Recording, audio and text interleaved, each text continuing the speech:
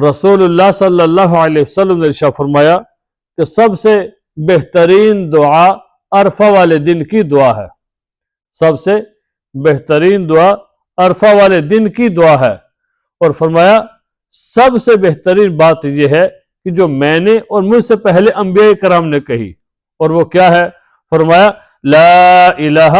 الا اللہ وحدہ لا شریک لہ، لہ الملک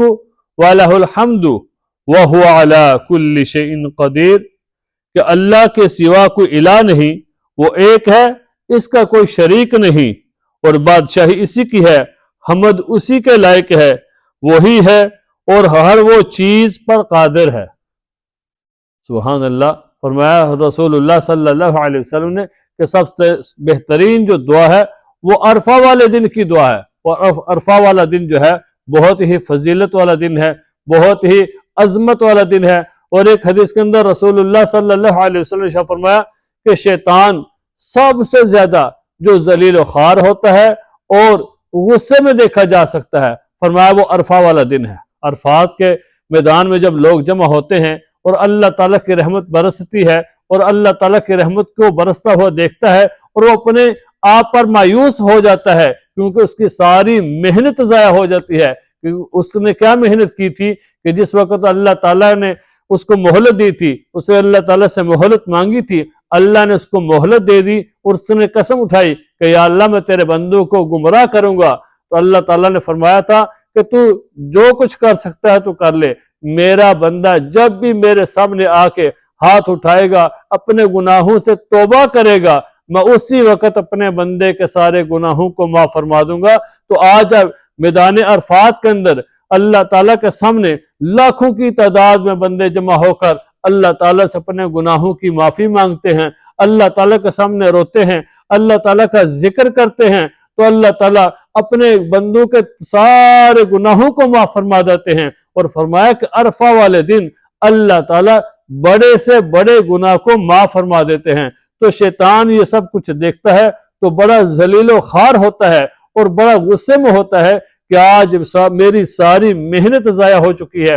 اور اللہ کے بندے آج سارے گناہوں سے پاک ہو چکے ہیں، اللہ نے اپنے سارے بندوں کو معاف فرما دیا ہے۔ تو یہ عرفہ والا دن کتنی عظمت والا دن ہے، کتنی فضیلت والا دن ہے کہ اس دن اللہ تعالیٰ اپنے بندوں کے بڑے سے بڑے گناہوں کو معاف فرما دیتے ہیں۔ اور عرفہ والے دن کا ایک دن کا روزہ رسول اللہ صلی اللہ علیہ وسلم نے ارشاد فرمایا کہ جو عرفہ والے دن ایک دن کا بندہ روزہ رکھتا ہے تو اللہ تعالیٰ اس کے ایک سال پچھلے اور ایک سال آنے والا آئندہ سال کے اللہ تعالیٰ صغیرہ گناہوں کو معاف فرما دیتے ہیں۔ کتنی بڑی فضیلت ہے اس شخص کے لیے کہ جو عرفہ والے دن کا ایک دن کا روزہ رکھتا ہے، اور کتنی اس کو فضیلت حاصل ہوتی ہے کہ ایک سال جو پچھلا گزر چکا ہے اس کے، اور ایک سال آئندہ جو آنے والا سال ہے اللہ تعالیٰ اس کے گناہوں کو بھی معاف فرما دیتے ہیں۔ تو عرفہ والے دن ہمیں روزہ رکھنا چاہیے، اور عرفہ والے دن کی یہ دعا ہمیں ضرور بار بار پڑھتے رہنا چاہیے۔ یہ وہ دعا ہے جس کے بارے میں رسول اللہ صلی اللہ علیہ وسلم نے فرمایا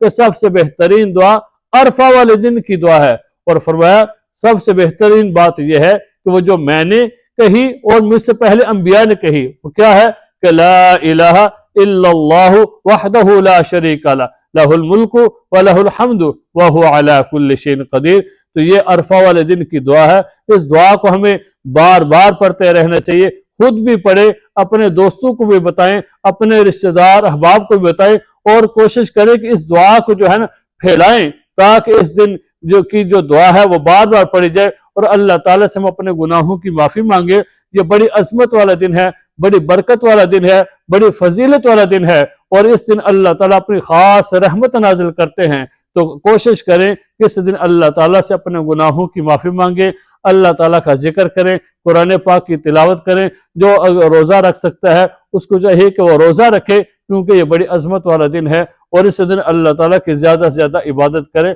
اللہ تعالیٰ ہمیں عمل کرنے کی توفیق عطا فرمائے۔